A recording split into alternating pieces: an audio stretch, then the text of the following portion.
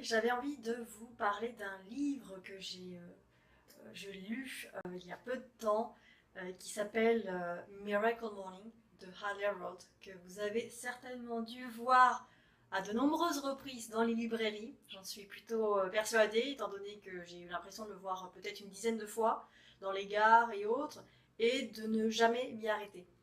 Euh, un beau jour pendant les vacances, je l'ai vu et petit déclic, je me suis dit, je l'achète, on va voir. J'ai été ravie d'acheter ce livre parce que il m'a permis de me rendre compte que la routine matinale que j'ai mise en place pour moi-même depuis 1 an et demi euh, était finalement un peu résumée dans ce livre-là.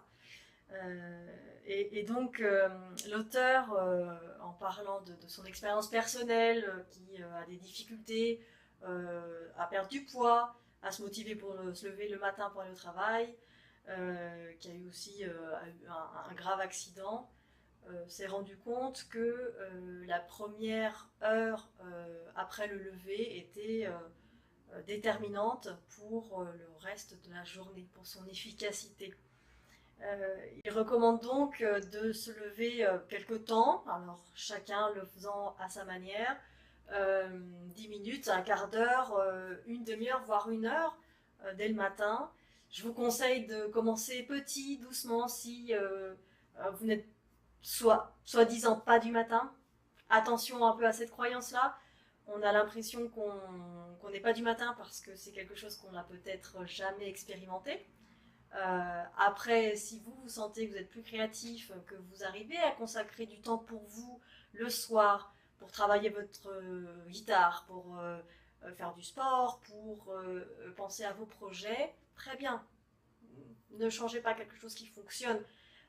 Moi, ce que je vous invite à faire, c'est de tenter, de tester et voir si ça peut être quelque chose qui vous convienne.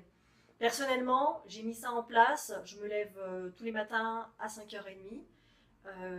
J'ai commencé à faire ça parce que j'avais besoin de temps pour moi. Et ce temps-là, je ne le trouvais pas dans la journée ni le soir parce que j'étais fatiguée. Je m'occupe toujours de mes 2 enfants en bas âge. Et la seule solution que j'ai trouvée, c'était de me lever avant tout le monde, avant toute la famille.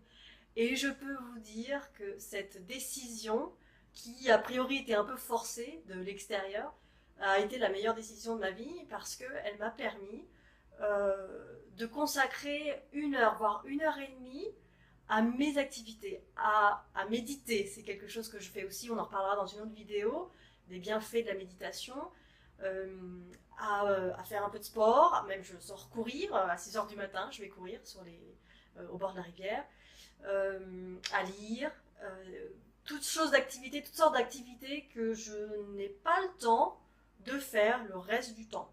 Et je pense que vous devez être à peu près dans la même situation que moi. La journée, on est occupé, on s'occupe des enfants, il y a le travail. Et le soir venu, on se dit oui, je vais faire ça. Et finalement, on est fatigué. Ou certaines personnes se mettraient devant la télévision ou feraient une autre activité qui n'apporterait pas les mêmes bienfaits. Donc, je vous invite à lire ce livre déjà dans un premier temps pour vous donner une base, et puis à expérimenter vous-même ce que c'est de se lever un petit peu plus tôt, commencer vraiment doucement. C'est comme toute chose, comme le sport ou autre, ne commencez pas en vous mettant un objectif trop élevé. Vous risquez vraiment de vous démotiver tout de suite et de sentir le coup de la fatigue et de vous dire ça y est, j'avais raison, je ne suis pas du matin. Donc pour ne pas retomber dans cette croyance-là, faites les choses petit à petit, mettez votre réveil 15 minutes avant, et puis faites quelque chose qui vous plaise, mais faites-le pour vous. Ne vous levez pas le matin pour faire la vaisselle qui était là de la veille. Faites quelque chose pour vous, quelque chose qui vous relaxe, qui vous détende, qui vous inspire, et prenez ce temps-là ça peut être par l'écriture ou la peinture, quelque chose d'artistique aussi, qui vous permettent de vous poser et de planifier aussi votre journée, pourquoi pas aussi votre vie quelque part. Puisque si vous planifiez votre journée un petit peu tous les jours, vous planifiez votre mois, vous planifiez vos années, et puis le temps passe, et vous, plus vous avancez, plus vous vous rapprochez aussi des objectifs que vous vous êtes posés. Et on en a tous. Donc je vous encourage vivement à mettre en pratique ce nouveau rituel si vous ne l'avez pas encore. Allez-y doucement. N'hésitez pas à m'écrire si vous avez besoin de conseils, si vous avez besoin de plus de ressources. N'hésitez pas. Avec plaisir, je vous répondrai.